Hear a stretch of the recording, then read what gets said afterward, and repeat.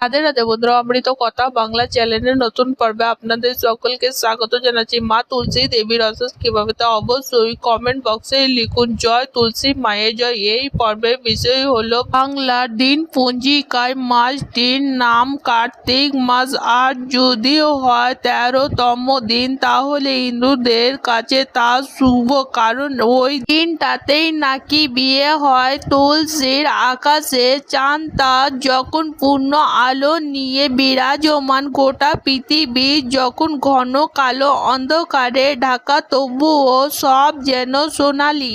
হ্যাঁ, পূর্ণিমা দিনেই তুলসীর রূপে পূজিত হন দেবী লক্ষ্মী। পঞ্জিকা ও হিন্দু শাস্ত্র মতে ওই দিন বাড়ির মহিলারা উপবাস করেন, বিকেলে অথবা গোধূলি লগ্নে তুলসীর পুজো করে থাকেন।